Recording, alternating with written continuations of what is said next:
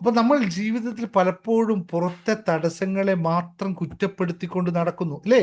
നിങ്ങൾ എല്ലാവരും അങ്ങനെയാണല്ലോ. ഇവിടെ ക്ലാസ്സിൽ വരുന്നതിന് മുമ്പെല്ലാം നിങ്ങൾ പുറത്തെ കാര്യങ്ങളെ പറ്റിയിട്ടായിരുന്നു പറഞ്ഞുകൊണ്ടത്. അങ്ങനെയാണ്, ഇവിടെ ഇങ്ങനെയാണ്, അത് കിട്ടിയില്ല, ഇത് കിട്ടിയില്ല, അതാണ് വിഷയം എന്നായിരുന്നു നമ്മൾ പറഞ്ഞുകൊണ്ടിരുന്നത്. പക്ഷേ ഈ ക്ലാസ്സിൽ വന്നു തുടങ്ങിയതിനു ശേഷം നിങ്ങൾക്ക് മനസ്സിലായി പുറത്തല്ല പ്രശ്നം, അകത്താണ്.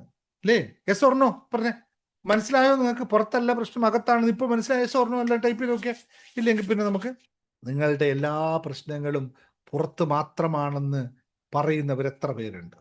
ഞാൻ പെർഫെക്റ്റ് ആണ്, ഞാനെന്ന് പറഞ്ഞാൽ എൻ്റെ ശരീരം മനസ്സും എല്ലാം പെർഫെക്റ്റ് ആണ്, പുറത്തെ പ്രശ്നത്തിലാണ് ഞാൻ അനുഭവിക്കുന്നത്. ഉണ്ടോ? ആരും ഇല്ലല്ലോ, അല്ലേ? ഇതൊന്ന് മനസ്സിലാക്കണം. അപ്പോൾ നമുക്ക് സബ് കോൺഷ്യസ് മൈൻഡിലുള്ള ഈ വിശ്വാസത്തെ നമുക്ക് മാറ്റാൻ പറ്റണം.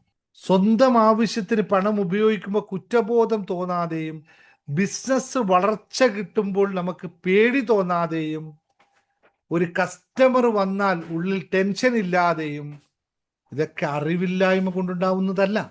പലപ്പോഴും അത് സബ് കോൺഷ്യസിന്റെ റെസിസ്റ്റൻസ് ആയി മാറുന്ന കാര്യമാണ്. അപ്പൊ നമ്മൾ പണം വേണമെന്ന് പറയുമ്പോൾ നമ്മുടെ ഉള്ളിലുള്ള ഒരു സിസ്റ്റം നമ്മളോട് ചോദിക്കുന്നുണ്ട്, നീ അതിന് സേഫ് ആണോ? പണം സേഫ് ആണോ? ആ സേഫ്റ്റി ഫീലിംഗ് ഉണ്ടാകാതെ റിസീവിങ് ഒരിക്കലും ഓപ്പൺ ആക്കുക ബുദ്ധിമുട്ടായിരിക്കുമെന്ന്. നോക്കൂ, നമ്മൾ പണത്തെ ആഗ്രഹിക്കുന്നു, പക്ഷെ പണം വന്നാൽ ഭയപ്പെടുന്നു. സത്യമാണോ അല്ലയോ?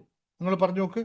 ഇവിടെയാണ് പലരും സക്സസ് ആഗ്രഹിക്കുന്നു, പക്ഷെ സക്സസ് വന്നാൽ ആളുകൾ എന്തു പറയുമെന്ന് പേടിക്കുന്നു.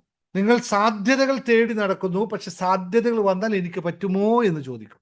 അപ്പൊ പ്രശ്നം എന്താണ്? പണം വരാത്തതല്ല പ്രശ്നം, പണം വരുമ്പോൾ അതിനെ സ്വീകരിക്കാനുള്ള ഉള്ളിലുള്ള പെർമിഷൻ ഇല്ലാത്തതാണ്. കോൺഷ്യസ് മൈൻഡ് എന്നത് നിങ്ങൾ ഇപ്പോൾ ചിന്തിക്കുന്ന, ആഗ്രഹിക്കുന്ന, തീരുമാനിക്കുന്നതിന്റെ ഭാഗമാണ്. പക്ഷെ അത് പറയും, എനിക്ക് കൂടുതൽ വരുമാനം വേണം, എനിക്ക് എൻ്റെ കടത്തെ തീർക്കണം, എനിക്ക് നല്ല ജീവിതം വേണം, എനിക്ക് നല്ല ഫാമിലി വേണം, ഫാമിലി സെക്യൂർ ആക്കണം. പക്ഷേ അതിനകത്തിരിക്കുന്ന മറ്റൊരു സാധനം ഉണ്ടല്ലോ, സബ് കോൺഷ്യസ് മൈൻഡ് പറയും, പണ്ട് കാലത്തുണ്ടായ എക്സ്പീരിയൻസിനെ പറയും, ചെറുപ്പകാലത്തെ വിശ്വാസങ്ങളെ പറയും, നമ്മുടെ ഇമോഷൻസിനെ ഓർമ്മിക്കും, നമ്മുടെ തോൽവികളെ ഓർമ്മിക്കും, ഭയത്തെ ഓർമ്മിക്കും, വീട്ടിനകത്തുള്ള വിഷയങ്ങളെ ഓർമ്മിക്കും. എന്നിട്ട് പറയും, ഡിപ്പർ മൈൻഡ് പറയും, കോൺഷ്യസ് മൈൻഡ് പറയുന്ന ഗോളുകളൊന്നും നടക്കൂല. കോൺഷ്യസ് മൈൻഡ് ഫ്യൂച്ചറിനെ കാണുന്നു, സബ് കോൺഷ്യസ് മൈൻഡ് പാസ്റ്റിനെ ഓർമ്മിപ്പിക്കുന്നു. കോൺഷ്യസ് മൈൻഡ് പറയും, ഞാൻ സമൃദ്ധിയിലേക്ക് പോകുന്നു, അഫർമേഷൻ എഴുതും, ഒക്കെ ചെയ്യും. സബ് കോൺഷ്യസ് മൈൻഡ് പറയും, മുമ്പ് നീ ശ്രമിച്ചപ്പോ എന്തായിരുന്നു കഥ? ഓർമ്മയുണ്ടല്ലോ? വേണ്ട മോനെ ദിനേശ, നിർത്തിക്കോ, പണിയായില്ലേ?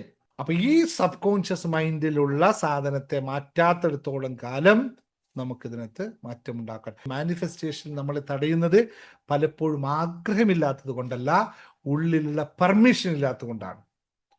നിങ്ങൾക്ക് പണം വേണമെന്ന് പറയാം, പക്ഷെ ഉള്ളിലുള്ള നിങ്ങളുടെ സബ് കോൺഷ്യസ് മൈൻഡ് പണത്തെ സേഫായി കാണുന്നില്ലെങ്കിൽ നിങ്ങൾ തന്നെ അറിയാതെ അവസരങ്ങളെ മാറ്റപ്പെടുമെന്നുള്ളതാണ്. ഡിസിഷൻ പോസ്റ്റ്പോൺ ചെയ്യും, പ്രൈസ് കുറക്കും, വിലയില്ലാതെയാക്കും, ഡൗട്ട് ഉണ്ടാകും. ഇപ്പം ഞാൻ കൃത്യമായി പറയാൻ ഉദ്ദേശിച്ചത്രേ ഉള്ളൂ. മാനിഫെസ്റ്റേഷൻ വർക്ക് ചെയ്യണമെങ്കിൽ ഇന്നർ റിയാലിറ്റി മാറണം, സബ് കോൺഷ്യസ് മൈൻഡ് പ്രോഗ്രാമിംഗ് നടക്കണം.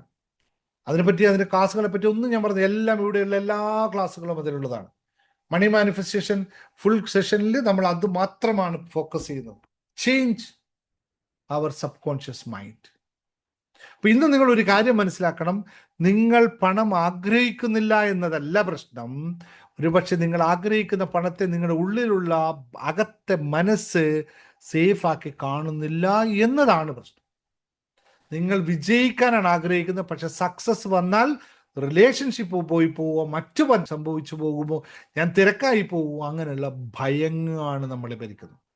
നമ്മൾ ബിസിനസ് വളർത്താൻ ആഗ്രഹിക്കുന്നു, പക്ഷേ പരാജയപ്പെട്ടു പോകുമോ എന്നുള്ള തോന്നലകത്തുണ്ടാവും. നമ്മൾ അബൻഡൻസിന് വേണ്ടി ആഗ്രഹിക്കുന്നു, പക്ഷേ കുറ്റബോധം, ഭയം, മൂല്യമില്ലായ്മ ഇവ അകത്ത് കിടക്കുന്നു. അതുകൊണ്ട് ഇന്നു മുതൽ നിങ്ങളുടെ പണയാത്ര കൂടുതൽ ആഴത്തിലേക്ക് പോകണം എന്നുള്ളതാണ് പറയാനുള്ളത്. ഇനി നമ്മൾ പുറത്തുള്ള പണം മാത്രം നോക്കുന്നില്ല, ഉള്ളിലെ പെർമിഷനെ കൂടി നോക്കാൻ തുടങ്ങുകയാണ്.